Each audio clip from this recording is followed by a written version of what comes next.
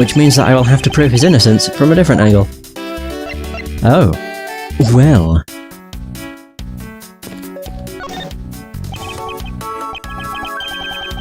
So there was the exact same statue sitting in the Babalese, or in that Babalese office we examined.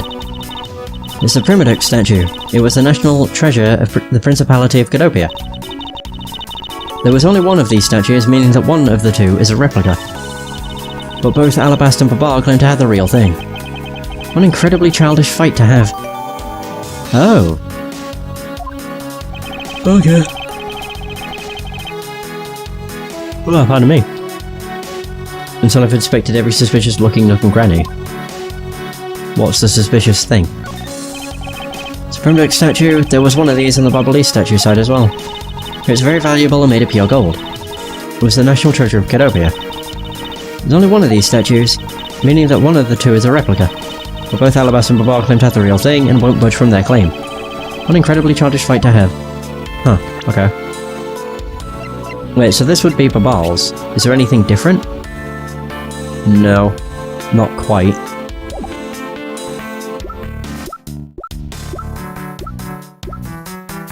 Jesus.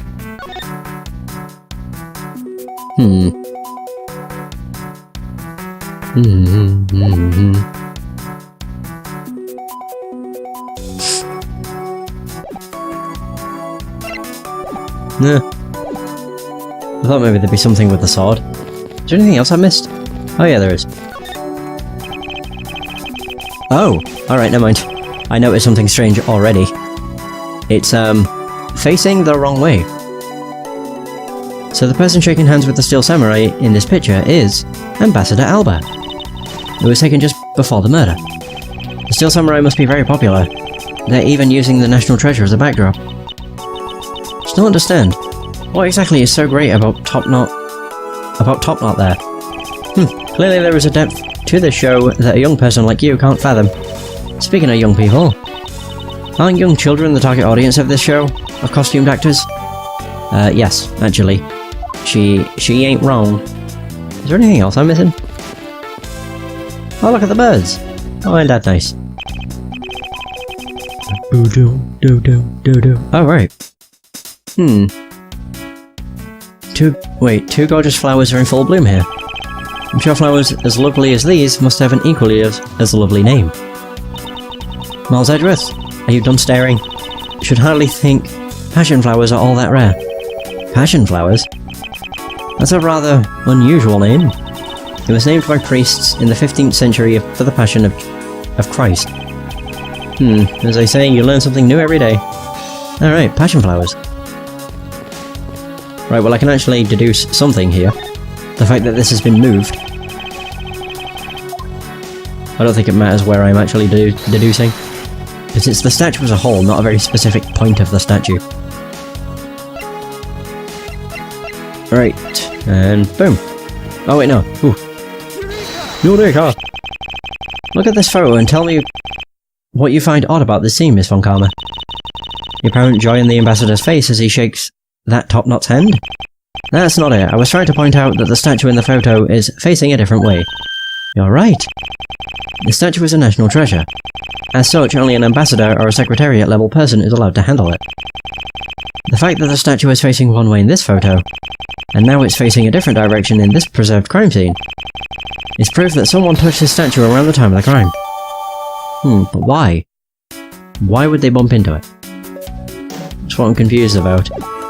Either way, there's that.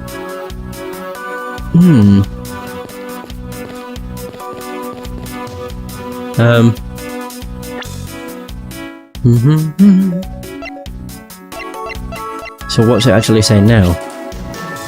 Signs it was moved during the murder. Alright.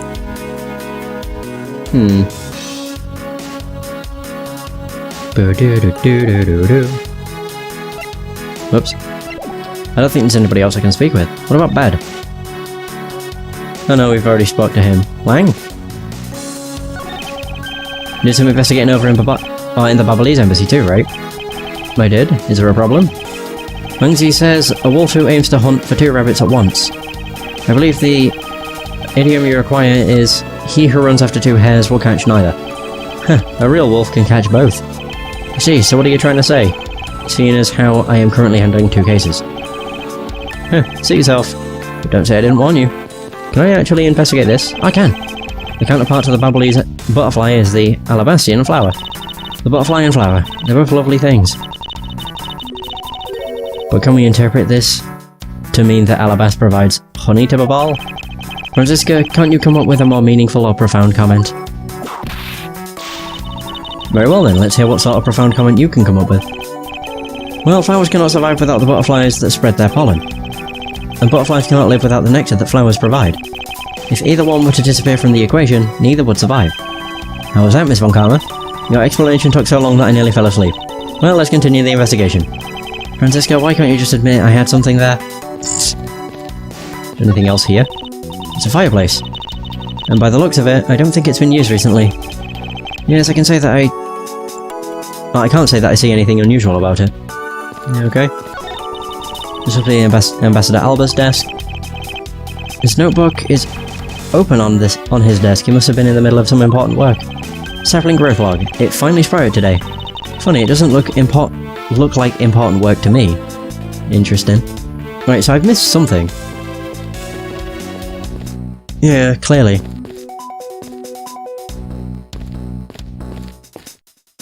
Unless... did I miss something? I did. What else did I miss? His crotch. He's wearing a codpiece. Face? I thought the Damask had quit the business. This guy, he's just a copycat using the name. A phony successor. He's just another petty thief. Not pretty thief. His real identity is an out-of-work guy by the name of Kashi Nu. He's 29 and wanted on larceny charges. From his clothes and what he was carrying, we determined that this guy is the real Damask II. The cause of death appears to be the loss of blood from the back of his head. It seems he was struck with something very hard. In other words, he was bludgeoned to death. I guess that about wraps up my investigation. Oh, there we go. That's... Ooh. Yo, Pink Princess, how are you feeling? You still feeling ill?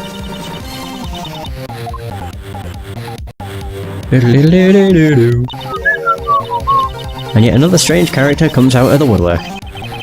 And so the Pink Princess also comes to pay the Alabastian Embassy a visit. I believe I may need to speak with her as well.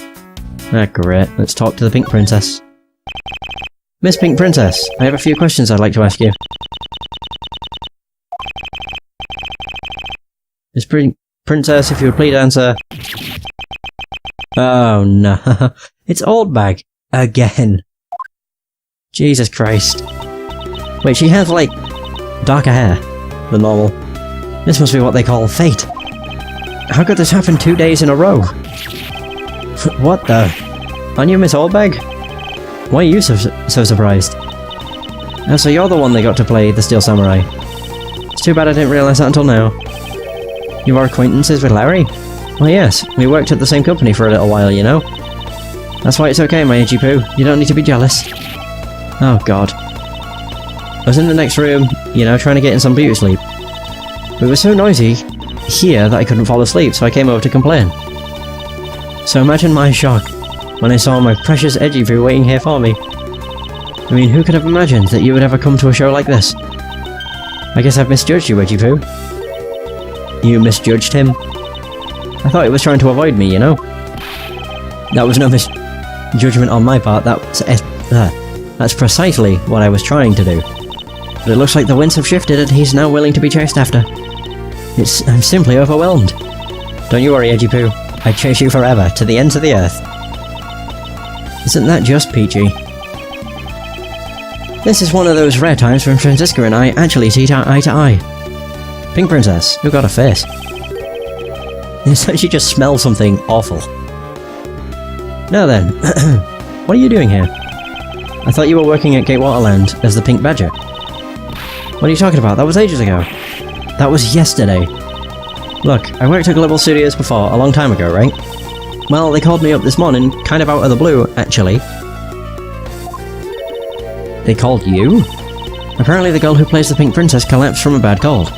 It happened so suddenly they sent me Oh, so they called me in to be her last-minute replacement.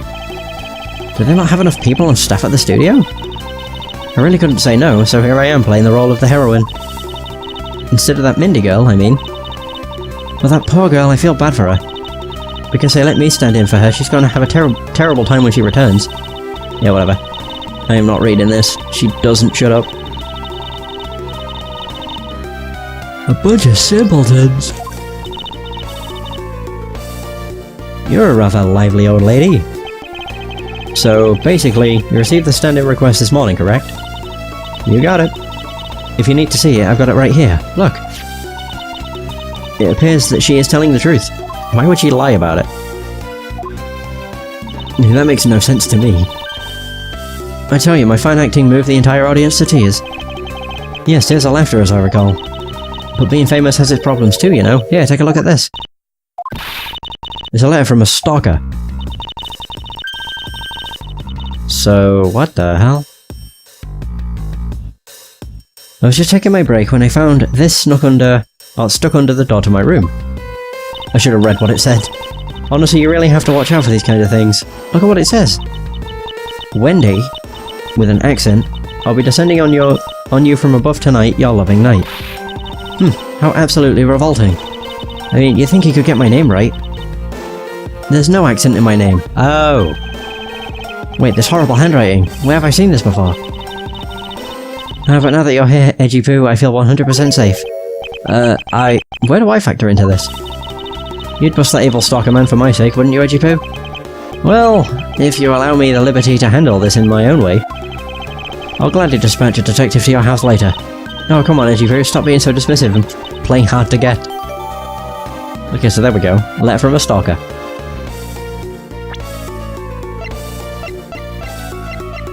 I want to read what it says. But that is some terrible handwriting. I can say that. Wait a minute. He spelt tonight with the same E and X. Is that meant to be an I? Yeah, because he's done it at the bottom as well. And with loving. That's an I. So, windy. Too windy. I can't see what else that could be. It looks like just a bunch of scribbles. Could maybe be an M. If it's an M, then that's Mindy. Which means it was intended for Mindy, not Wendy. But because of the awful handwriting, shit got out of hand. Oh, I never actually checked. Is that the same handwriting? No. Actually, it could be. To Mr. It must be. Edgeworth. The E looks like an I. Alright, let's continue talking. Time of the murder. What were you doing at the time of the crime? What crime? What? After the show was over, I've had nothing but free time on my hands. So I used the fireplace in the room next door to keep my bad hip warm. Oh. Well, a murder occurred in the room right next to yours. Is that right? Oh, Edgy Poo, I'm so scared. Hold me, caress me. If you could please not cling onto my personage. In any case, I take it then that you failed to show up at Ambassador Alba's speech. Oh, that? No, I didn't go. I mean, I may have the heart of a young, tender maiden, but my body just refuses to cooperate at times. As soon as the show ended, my hip started acting up and got stiff. I couldn't move at all. Could you provide proof of your condition? Oh, you just go on ahead and ask the doctors in the infirmary. They're the ones who carried me from the theatre all the way to this embassy. I have to admit, the thought of her not being able to leave that room is rather pleasant. Oh my god, we have a dog! Prosecutor von Karma, I've brought the police dog as you requested, sir. Good work. You may leave now, officer. What the hell?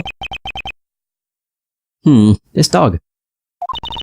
I requested the assistance of a dog in our search for the Yatagarasu. Woof woof. Looks like you guys have some pretty bright dogs in this country too. Woof woof. Oh my god. Hey, you're a real cutie, aren't you? Yeah, that's a good boy. That's a police dog Gumshoe's been taken care of. I think its name is Missile. What a fitting name for a police dog that dashes out in front and attacks. That action alone isn't exactly what's going to solve the case for us, you know? Now, Missile, I want you to find some clues. Go! Woof. What? Good dog. You really are quite bright, aren't you? Unlike a certain someone I know. Now, what do we have here? Is that a sandwich? Wait, that is a sandwich, I think. With the Steel Samurai imprinted on it. What is this? It looks like a small hot dog, but... Wait, Francisca, isn't that an official samurai dog? Oh, Jesus. No, bad Missile. He ate it. I wonder if it's alright for him to eat that.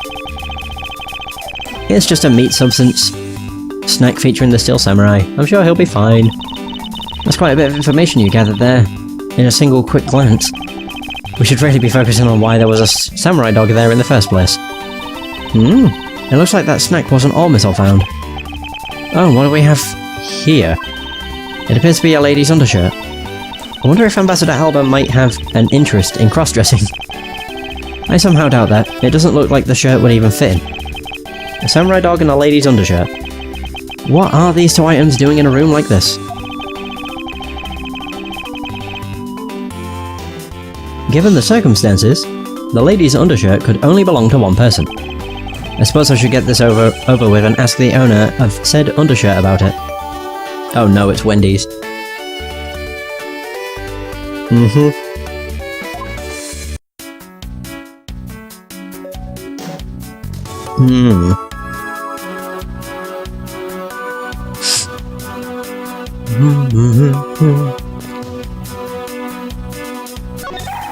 Woof. It was a much bigger help than I thought it would be. Yes, however, there are a few aspects I don't understand about what you found. In that case, you should keep on investigating until you do understand. Now, my subordinate, continue with the investigation. Alright, I will. It is with great dread that I proceed and do what I must to solve the case. She's literally just like, go, lackey, do all the work for me. Ah, Christ. Be this yours, Wendy? I pray it is not. If you could please take a look at this brown-coloured undershirt. Oh, Edgy-Poo, what is the meaning of this? Oh, Christ. Why did you steal that thing from my bags? All you had to do was ask. I would have gladly given you as many as you'd like. Thanks, but no thanks. The shirt was found here at the crime scene. What? Come now, why don't you just confess and explain what it's doing here? I know nothing. Nothing, I tell you. What? Oh, I admit that I used the fireplace to dry that shirt. But I can't really help the fact that I had to, you know? Wearing that pink princess costume was like being in a sauna. And on top of that, I get fingered as a suspect? You're too cruel, Edgy-Poo. You're claiming that you never once set foot inside this room? Of course I am. If I had been the one to find the body, do you think I'd be as calm and relaxed as I am? Never mind. I was about to start reading it. Then I realised she went all motormouth on us. Will you marry me honestly? What? If I can't help it, will you marry me honestly men these days? Jesus. Well... I don't believe she is lying about her actions. So I can safely assume she really was drying her shirt by the fireplace on her break. And somehow the undershirt managed to move from the next room into this one. So undershirt from next door. The undershirt was found in the office fireplace. But how did it get there? Now that is the real question. I assume the samurai dog was also yours? Ah, that brilliant mind of yours. You really can see through everything about me. And so the feeling of dread continues. But I suppose I should ask for more details. Yeah, tell me about that hot dog. Samurai dogs. That samurai dog was yours, wasn't it? No, of course, I'm forever yours, my Edgy-Wedgy-Poo. If you could please just stick to what I ask you. Edgy, are you and Miss Oldbag? No. You really don't change, do you? When will you learn how to take a joke? Anyway, that samurai dog wasn't mine. Those things are a present from the studio to the embassy. A present? The studio bigwigs basically told us to play delivery boys. We were supposed to hand the dogs off to the embassy people and tell them hi. I had to pile them all into the pushcart just to move them all. The studio guys should have delivered those things up by themselves, right, Edgy? So, did you deliver the samurai dogs to the embassy staff as per your instructions? Hey, Edgy, don't just ignore me and my question. Are you going to stick up for me? Nah, why would we do that? About that. See, after the show, I went to rest a spell in the dressing room. Because of my bad hip, you know. And there they were. The samurai dogs were just sitting on the dressing room floor. I suppose you had to make preparations for distributing them after the show? Well, if by preparation you mean sampling them as well. Excuse me? Oh, I tried one and thought they were actually quite good. Sorry, but I just had to find out. I know it was silly of me to think this, but I figured that since they're for a kids show, their taste was probably for kids too. But they were so good that I couldn't stop. Before I went back to my room, I just had to help myself to half a dozen or so boxes. As I sat there by the roaring fire, warming them and eating them, I thought, this is the life. What is it now? Oh, I know. I bet you want a box too, don't you, my edgy poo? Well, who am I to say no to you? But I'll only give you one. The rest are all for me. What? So she has a shitload of samurai dogs. Also, the lesson for today is that when the Steel Samurai and the Pink Princess take off their masks, they transform into a pair of annoying troublemakers. You're not wrong. Jesus. So we learned about the samurai dogs. So, I pressed the wrong button. Whew. So what do we have? Smoke from chimney, used the fireplace. Yeah, that they go together. So at the time of the crime, Miss Allbag was warming her hip in the next room. Or room next door, whatever.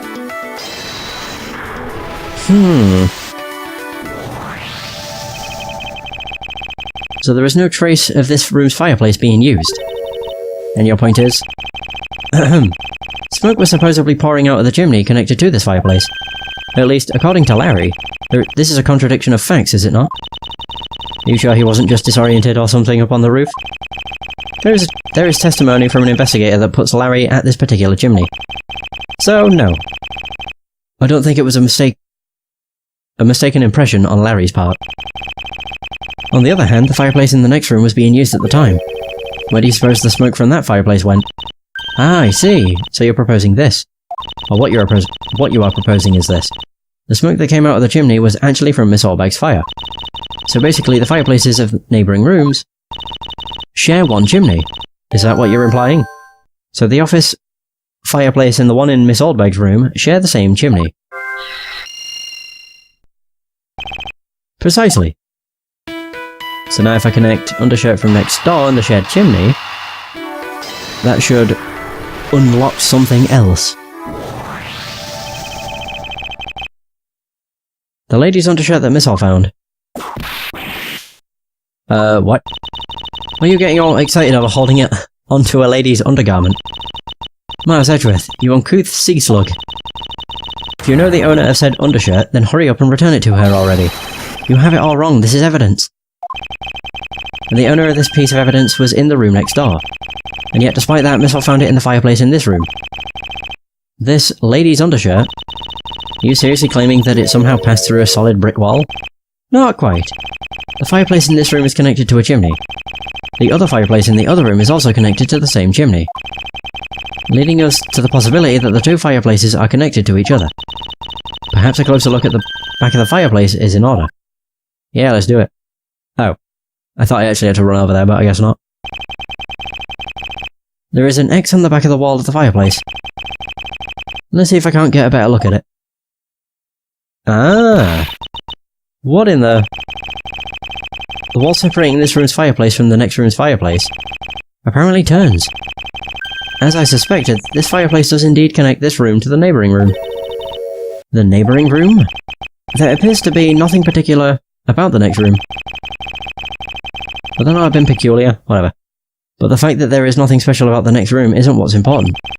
It's the fact that there is a secret passageway through this room's fireplace. We know now that the fireplace connects the two rooms. But how exactly is that significant? You aren't going to suddenly name the old lady as the the second's killer now, are you? No, she couldn't move at all because of her stiff hip. So she could not have been the one. Unfortunately, I believe that this fireplace has nothing whatsoever to do with the second's murder. There goes the investigation part. It would appear that the answer has made itself known.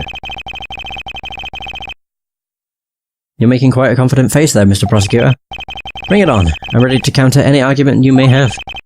Very well then, if you are prepared. I'll show you exactly where my deductions have led me. Good, I'm counting on you, Edgy. Leave it to me, Larry. My first attack will be to expose your lie for what it really is. My lie? I know that there is still something you are keeping from the rest of us. Well, what's wrong with you? Why is it you won't believe me no matter what I say, Edgy? Curse you. I should just hurry up and die already if that's how it's gonna be. I'll confess to every murder in the whole world, and then kill myself, and throw everything into mass confusion. You made some wonderful friends as a child, I see. Larry, I only have one thing to say to you. Even if you make that face at me, it's no use. A man who is ready to die is strong-willed, you know. Now, it doesn't matter what sort of harebrained trouble you've caused. I only ask that you do not lie to me. If you cause an innocent person to be judged unfairly because of some insipid lie, I will never forgive you. Edgy. Although allow me to say that I consider you to be among the innocent in this case. That I will draw the real killer out. You can trust me on this. Alright, this time I'll tell you the whole truth, okay? What happened, what didn't happen, the works. Just what happened will do. Now then, if you would please testify as to what you did up on the roof tonight. God damn. Up on the rooftop. After the show I left the pushcart in the rose garden and came into the embassy. Then they took a picture of me shaking hands with the ambassador. After that, and until my next appearance, I had some free time, so I wandered around. That's when I spotted the chimney. A chimney like that is a rare find, you know?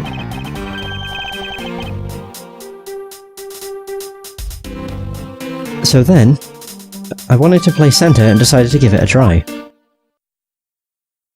Oh, okay. Larry, I thought I just finished telling you to not lie anymore. But it's kinda ultra embarrassing. What exactly is so ultra embarrassing that you can't tell me? Edgy man, I just said it was embarrassing, so of course I can't just blurt it out. So you're just gonna have to reason it out of me. As your superior, I command you to hurry and expose this man's lie. I have every intention to, for I'm not about to let us waste time on such a trifling matter. Ah. Alright. Alright, time to press everything. You left the pushcart? Could you please clarify that statement for me?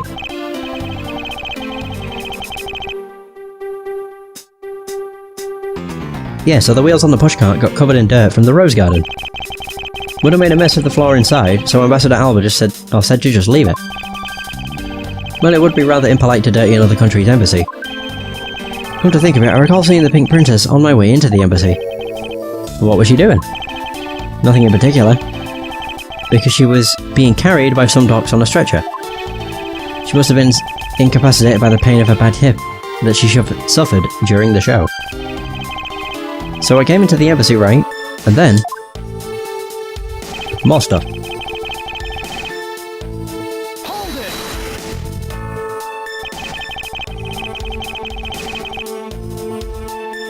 So, you shook hands with the ambassador of the Kingdom of Alabas, did you? Yeah, can you believe it? I did something really cool for a change. But honestly speaking, there's nothing interesting about shaking some guy's hand. Hey there, are you just respecting another country in their very own embassy? As someone with roots in this country, I'm feeling nothing but incredible shame at this second. Agreed, I apologise for his inconsiderate words. Now Larry, please continue. Doo-doo. What is with all of you? You keep saying that kind of thing. Oh, and I'll tell you only lies. You're already telling us nothing but lies, so let it go and move on. Alright already, you don't need to glare at me like that, Edgy. Oh, bloody hell. free time, so he wandered around. Larry, I want you to listen very carefully and take this to heart. The whole point of your life is to cause misery and pain to everyone you encounter. I know, I get it, I'm totally the bad guy again. I thought you were his friend, don't you think that was a bit harsh? Langzy says, true friends are bosom friends. If you are in trouble, call on your bosom friend, whose shoulder you can truly cry on. Hey, bosom buddy! I hope you're listening carefully to my testimony.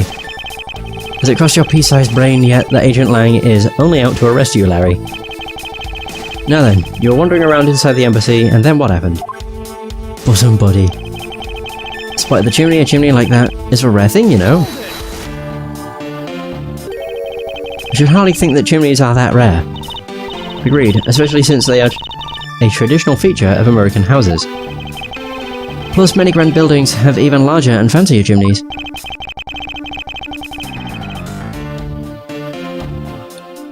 Yeah, but the kind of chimney I'm talking about is the really romantic type. A romantic chimney. It might sound kinda silly, but women seem to really enjoy them. And I just had a good feeling about that chimney. Okay.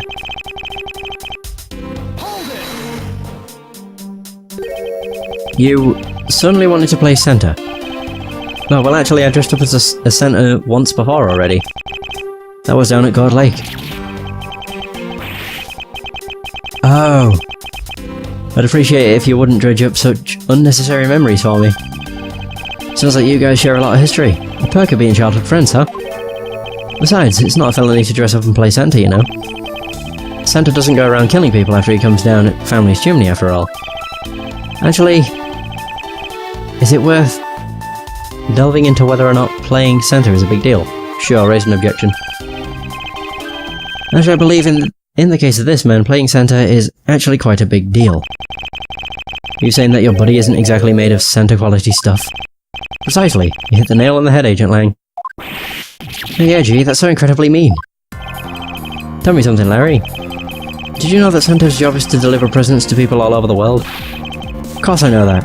I did graduate from junior high, you know. In that case, it's your turn to tell me something. I want you to tell me to whom you were delivering a present to. I was delivering a present to a child not basking in the glow of love.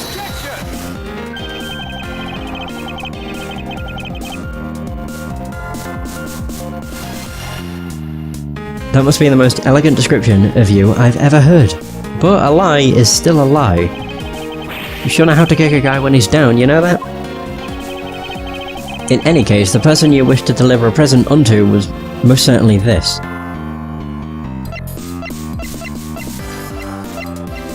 Oh. Interesting tastes you have there, Mr. Suspect. Don't spread lies about me. I totally didn't want to see myself back so much that I'd try to go down a chimney. I'd advise you stop right there in your bashing of a lady. Well, I must admit that I myself hardly ever have the want to run into that lady. However, what if you were misinformed and under the wrong impression? Then what? Define wrong impression. I simply mean that the man before you thought... Oh, the man before you thought to enter the old lady's room without knowing one very important fact. And that fact is best summed up with this. The stand-in request.